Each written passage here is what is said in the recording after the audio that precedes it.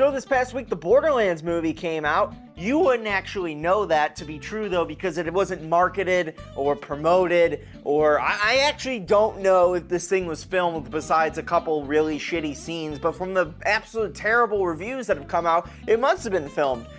So yeah, one of the biggest video game franchises of all time, Borderlands, had a movie adaptation that came out last week. Nobody would have known about it because nobody took it seriously, and that includes the audience and the people making the film. And further tacked on another piece of evidence in the history books for video game adaptations into movie forms being bad. For no other reason than nobody cared about this project from the start, and it was doomed to fail since the very beginning. Hello everybody, welcome to another episode of Ian Talks. On today's episode, I was running through the list of various things I could have talked about. I could have talked about Ronaldo having a YouTube channel. How the fuck that happened, I'm not 100% sure. He's got over 10 million subscribers. Might be at 20 by the end of the day, I don't know. He launched it yesterday, I got 10 million in like a couple hours, which further cements how much more famous these people are than we actually think. And by we, I mean like the generic audience out there. But instead, I wanted to really talk about the Borderlands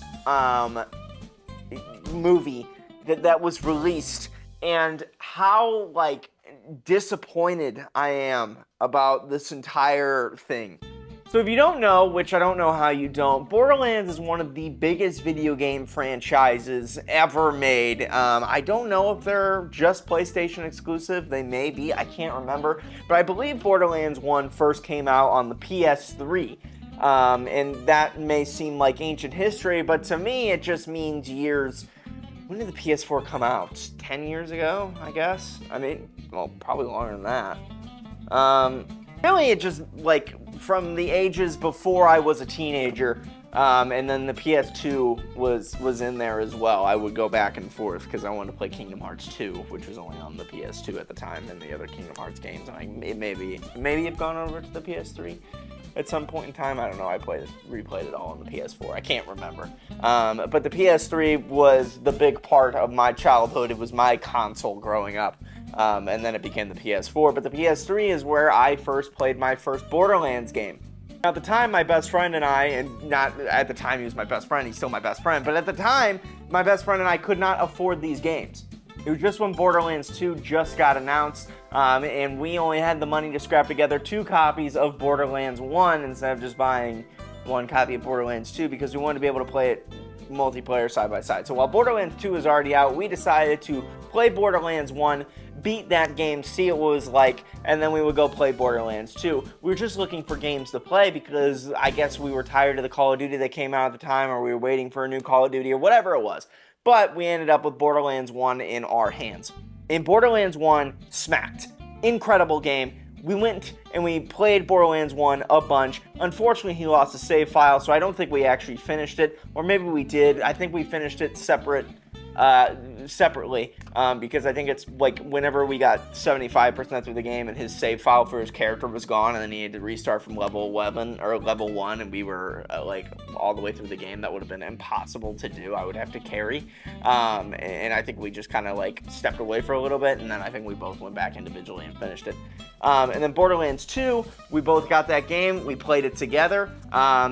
And we waited for everybody, and like everybody else, we waited for Borderlands 3. After years and years and years and years of production and development, Borderlands 3 finally comes out. We play it. It's sick. I don't think it's really as good as Borderlands 2, if we're being honest. And then they announced that they were making a Borderlands movie, and we were like, oh my god, I think that this could work. Now, the Borderlands movie, it was going to be a tricky project no matter what, because the games aren't really super story-driven, if we're being honest. It's more about the gameplay and the guns and the art style and the weird nature of it. However, I think you could formulate a very interesting plot with the characters that already exist in that universe that entire game is kind of based around. Handsome Jack is a big deal in that game. What a great villain that could have, I mean, Christian Bale as Handsome Jack, if they could have done that, inject it into my veins, he would smack in that role. Now, that being said, of course, it would be like a complicated, hard piece of shit Like it would be like a very impossible thing to get Christian Bale to ever do it. But with that being said, like if you want to take it seriously, could have asked, could have reached out, sent a text. Maybe he might, but there could have been other actors who would play Handsome Jack. I don't know. I'm thinking like the most crazy, maniacal, like somebody who can method act that role to hell and back. But the point I'm trying to make here is, sure, the Borderlands games weren't super story driven, super story oriented, but at the end of the day, what they were, most importantly, was that world was interesting enough where you could have made something with that in the film narrative or medium. I think that like an animated show would work super well. You got Tales of the Borderlands. They seem to be able to pull it together, even though that was not a show, that's a video game, but they could have made... Telltale is mostly... You know what I'm saying. Fuck me, man. What I'm saying is that that world is vast and is interesting and is colorful enough that you can make a interesting narrative in it. It gives you the setting. It's set up right there, and it's beautiful. It's gorgeous. So when they announced that the Borderlands movie was going to be coming out, I was like, wait a minute, I'm kind of hyped. Because at the same time, they were also building up the Last of Us stuff, and the Sonic movies are pretty good. And then the Uncharted movie came out, and I was like, maybe we should bring it back to reality a little bit. Because, like, what it seems like, when it comes to, like, movie adaptations from video games, you have some pretty good ones out there. You have some really bad ones out there, but the most upsetting part is that you have ones that are just, like, generic and just are kind of, like... Meh, I gotta fix my tablecloth here. Excuse me. Just noticed it was sliding off that corner, and that would have been not fun to deal with at all. But then they started to announce the cast of this film with some little, like shadowy silhouettes of the characters and who they were going to be playing. And I'm sorry if this is making a lot of noise in the microphone, I apologize. But they first were like, Jack Black's gonna play Claptrap, and I was like, I mean, you could just have the original voice actor play Claptrap. Like, that's a pretty iconic voice, but at the same time, like, you know, like, if anybody's gonna do it, that's not the original guy. Like, Jack Black's not a bad pick, I guess. And then they were like, Kevin Hart is Roland, and I was like, okay, I kind of see what you're doing here. We're going for as generic and as bland as humanly possible, and that was upsetting to me. Not that Kevin Hart is generic and bland. He's not. It's just like Roland is a very specific character, and I mean, he's the soldier, so I guess he's not that specific. But like, he's not the comedic funny guy. And whenever you cast like the comedic funny guy in that role, it just I didn't why? What are we doing here? I cast Jamie Lee Curtis in this movie. I mean, let's just take a look at the cast, and I love Jamie Lee Curtis. Dr. Patricia. Yeah.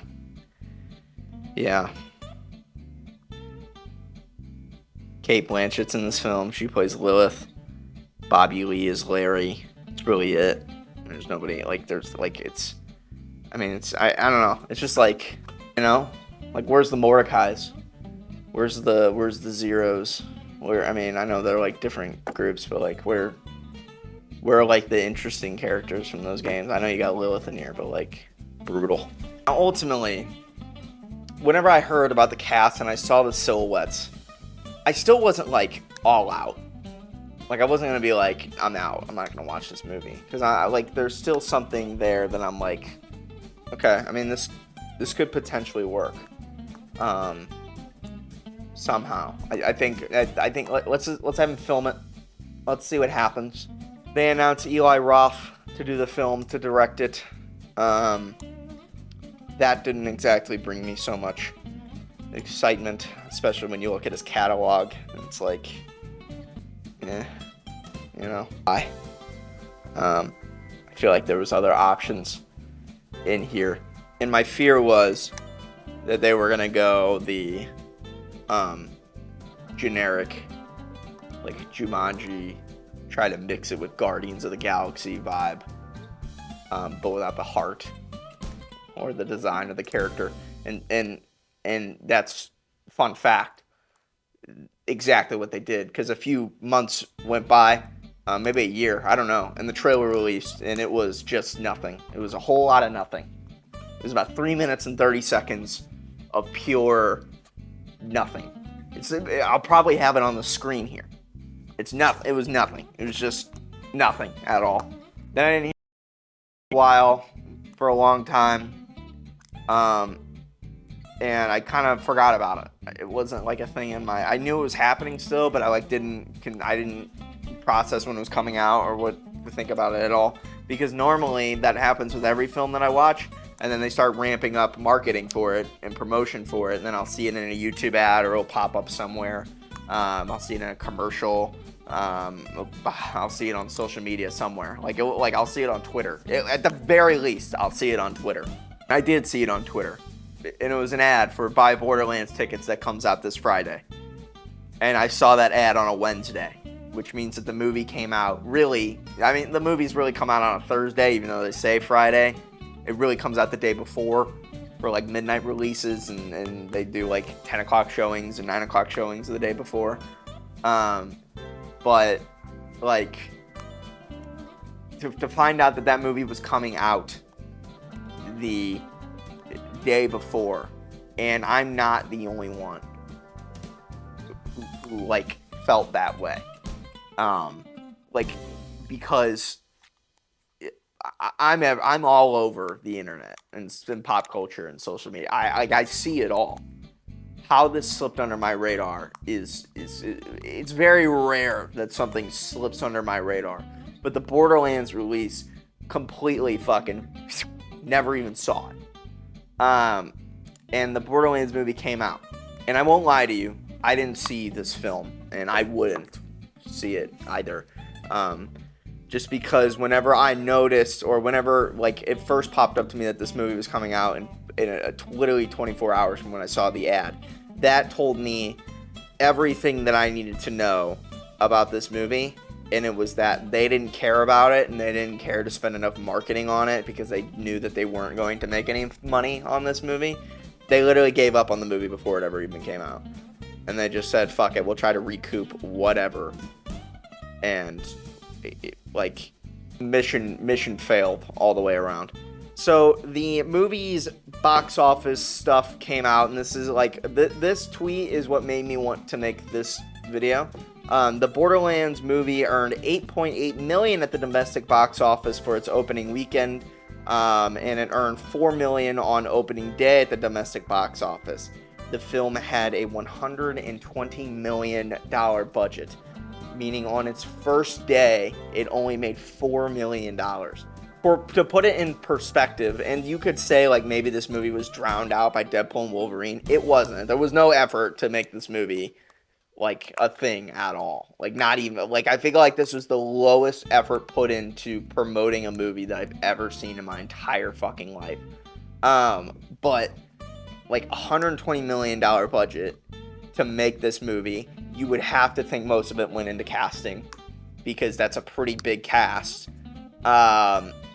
And none of it was in marketing, because normally you would say, okay, this is the movie's budget, you want to double it for marketing purposes to kind of recoup that money. But I wouldn't even have to double it to recoup the money to break even, because there's no way that they spent $120 million marketing this movie. I don't even think they spent $30 million marketing this movie. This movie like was literally made and then sentenced to death before it was ever even fucking released. It's absolutely incredible.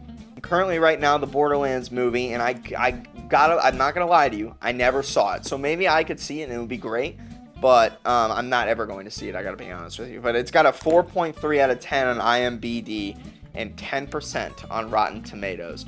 And I shit you not, I saw that friend that I used to play the Borderlands game with, and I went to him and I said, hey, what do you think about that Borderlands movie? And he had no fucking idea that movie ever even came out. Crazy. It's a crazy thought. Why would you go through the time of making this movie? Why would you even sign off on it if you didn't care? Why would you, what was the point of greenlighting this thing? You didn't give a shit. I just don't get it. Why would you, why? If you're not passionate about it, like maybe they had to make it or else they lose the rights. I know that's what happened to Fan 4 Stick, and maybe they had a terrible production time and schedule, but like, there's gotta be a way that studios can fucking get in and out of this without just completely tanking themselves. I don't get it at all. Who was the fucking studio that put this movie out? That's what I want to know. Lionsgate. Good God almighty. I mean, what are we doing, gang? What are we doing? And the most horrendous thing of all is that they're using this movie to try and piggyback and hype up the announcement for Borderlands 4, the game. And I'm still okay, I mean, I'm excited, Borderlands 4 is cool, I guess. But the Borderlands stock has got to be in an all-time low. I mean, this is insane. So yeah, Borderlands, doomed to fail from the start. I don't know. If you saw the movie, let me know. What'd you think about it? Because there's no way this is good. There's no chance in hell that this is good. Because I don't think they made it to be good. I don't think they cared for it to be good. And excuse me here. I'm just kind of getting up here, just double checking. But yeah. I don't know. I think we should wrap this one up because I don't think we should spend any more time talking about it. And we should just let it die and go to the past as a failed project. And maybe in 10 years we can revisit this in some capacity. Because Jesus, I mean, good fucking Lord. Guys, come on. Thank you for watching this episode of Me and Talks. Next week's episode, I think I got 2 for you next week. I'm not 100% sure. I got to check the schedule, but I think I got 2. And yeah, I'll see you in the next one. Peace, love, adios, subscribe, like, do the thing. Bye-bye.